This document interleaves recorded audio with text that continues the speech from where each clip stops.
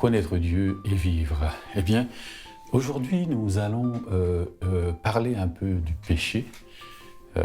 Péché qui est vraiment la cause de beaucoup de déboires, de beaucoup de situations difficiles dans nos vies, dans la vie de chacun d'entre nous. Et tous, nous sommes passés par ces moments de difficultés concernant le péché. Nous allons lire le texte suivant qui se trouve dans le livre de 1 Jean au chapitre 3, verset 7, qui dit « Petits enfants, que personne ne vous séduise. Celui qui pratique la justice est juste, comme lui-même est juste. » Je vous encourage à lire le chapitre 3 en son entier, parce que vous allez y découvrir pas mal de choses. Et le verset 8 à la suite nous dit « Celui qui pêche est du diable, car le diable pêche dès le commencement. Le Fils de Dieu apparut afin de détruire les œuvres du diable. Quiconque est né de Dieu ne pratique pas le péché, parce que la semence de Dieu demeure en lui, parce qu'il est né de Dieu. » Donc voilà ce que nous dit Jean dans la première épître, au chapitre 3, versets 7 à 9. Mais vous pouvez lire tout le chapitre, vous allez voir que c'est très édifiant là-dessus. Bien-aimés, je veux vous encourager, parce qu'aujourd'hui, nous constatons que nous vivons dans un monde où le péché est devenu la norme. Aujourd'hui, certaines personnes même vont jusqu'à dire que lorsque l'on a accepté Jésus-Christ, lorsqu'on est entré dans le salut, même si nous abandonnons ce salut, nous y sommes encore. Alors que ce n'est pas vrai. C'est-à-dire qu'on peut continuer à pécher, à mener une vie comme ça, à faire tout et n'importe quoi, et puis on serait encore dans le salut. Non, ce n'est pas possible. Vous savez, le salut, on y entre et on peut aussi en ressortir. Le salut est en permanent de par la personne de Christ, parce que Christ est éternel, mais on y entre ou on y sort. Donc c'est une décision personnelle que l'on prend d'y entrer, mais c'est aussi une décision personnelle que l'on y prend aussi pour en sortir. Donc ne vous trompez pas, ne croyez pas que parce que vous avez accepté Christ, c'est bon, tout est fait. Non. Vous devez faire ce qu'il faut pour cela. Il ne faut surtout pas croire que en y mettant votre désir personnel, en y mettant toutes vos émotions, que ça va changer. Non, le péché se combat, mais il se combat comme un homme en armes.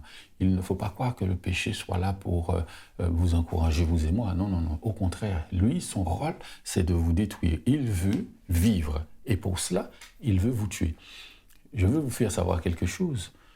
Lorsque l'on tue un animal, et que l'on prépare cet animal, un rôti, peu importe, on mange cet animal. Mais il faut d'abord le tuer pour pouvoir le manger. D'accord ?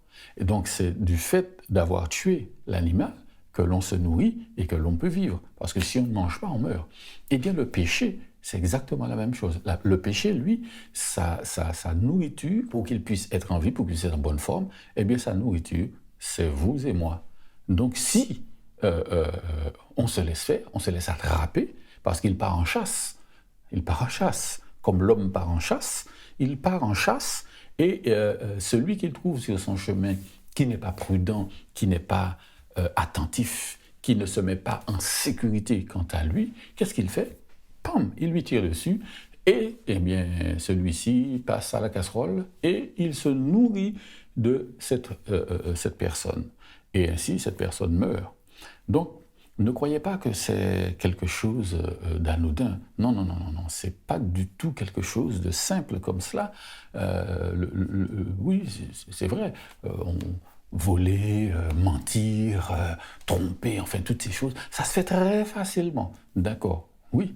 Sauf que il y a un prix énorme à payer et le prix, c'est votre vie.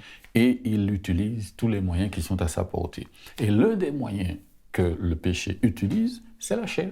Et nous savons que la chair n'accomplit pas la volonté de Dieu, parce qu'elle ne le peut pas.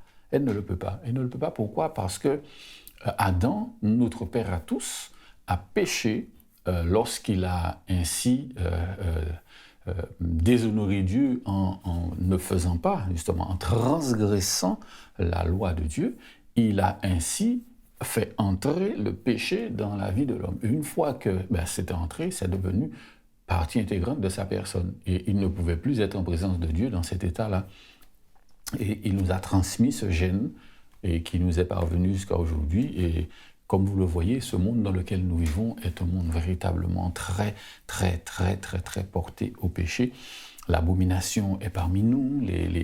Enfin, vous voyez comment les choses se passent. Alors, au verset 3, il est dit « Quiconque a cette espérance en lui se purifie comme lui-même est pur. » Bien-aimés, nous devons nous purifier.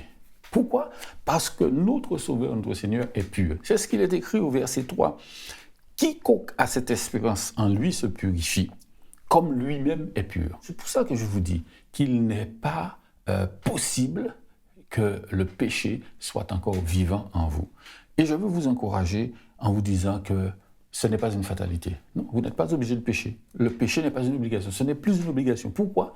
Parce que notre Seigneur nous a fait savoir que le péché n'a plus aucun pouvoir sur nous. C'est l'apôtre Paul qui en parle dans une épître. Je vous donnerai les références après.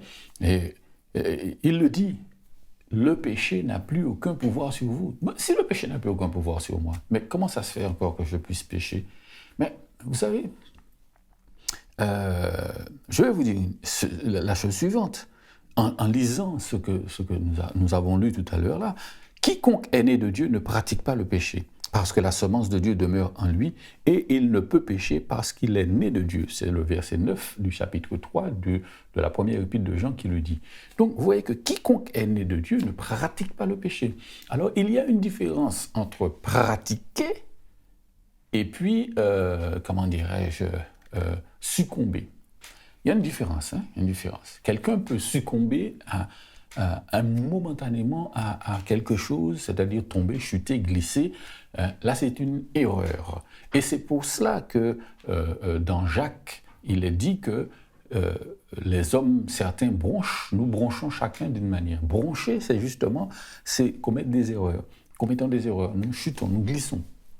Mais pratiquer, c'est-à-dire, ça devient la norme, ça devient notre mode de vie.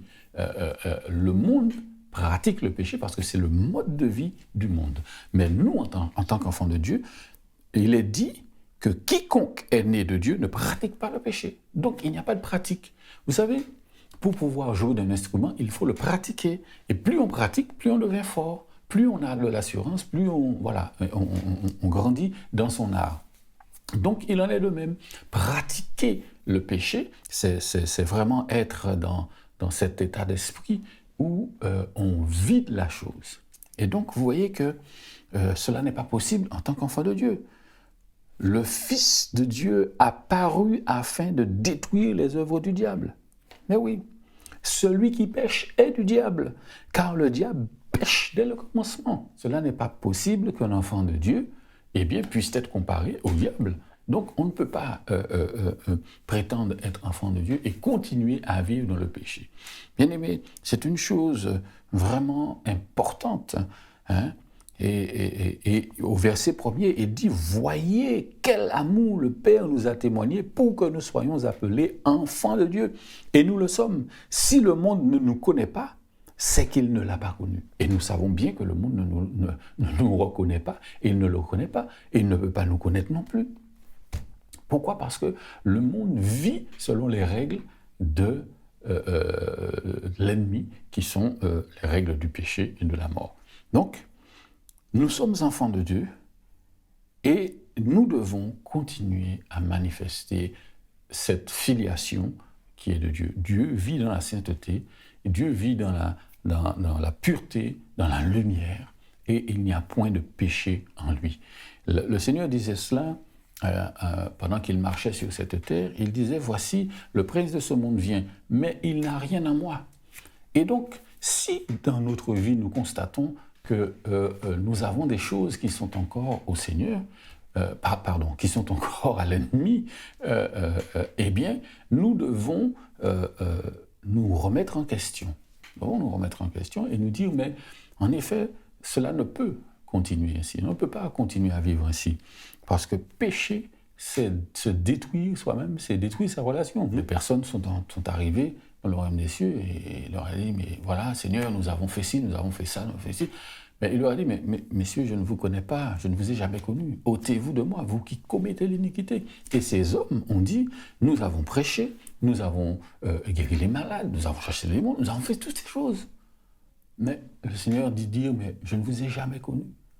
Vous qui commettez l'iniquité. C'est très important. Cela peut vous montrer combien on peut se faire berner et on peut se tromper soi-même en pensant que parce que l'on voit quelqu'un qui chasse les démons, quelqu'un qui prie, qui machin, qui fait toutes ces choses-là, et puis que de quoi que oui, cette personne... Non, bien aimé. Quelqu'un peut faire tout cela, mais il peut faire tout cela dans la chair. Et les choses peuvent fonctionner. Vous savez, le diable aussi, hein, il fait des miracles. Donc, le diable a cette capacité de faire certaines choses.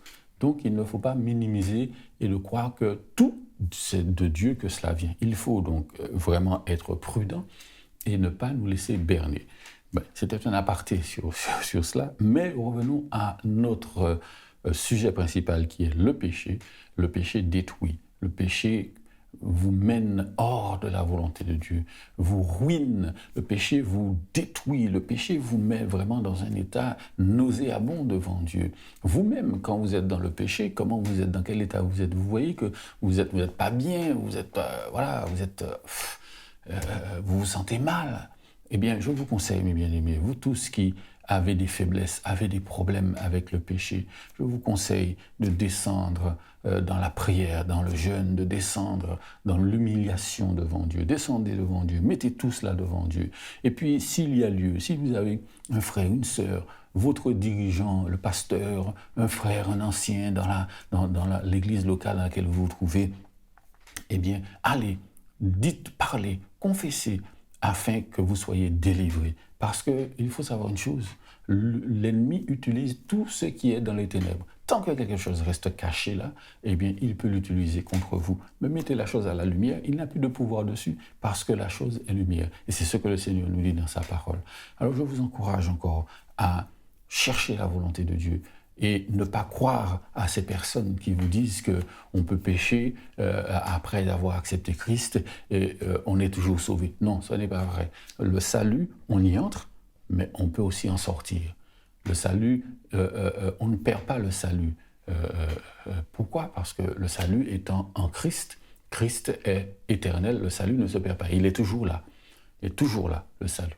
Mais c'est nous qui en entrons ou sortons du salut. Alors, je vous encourage, nous tous qui sommes entrés, à y demeurer, mais en prenant garde à ne pas nous laisser séduire par nous-mêmes, par notre chair, par notre entourage, par tout ce que nous pouvons vivre, et ne pas ainsi perdre le prix qui nous sera réservé, parce que le Saint-Esprit a été déposé en nous pour nous sceller pour le jour de la rédemption.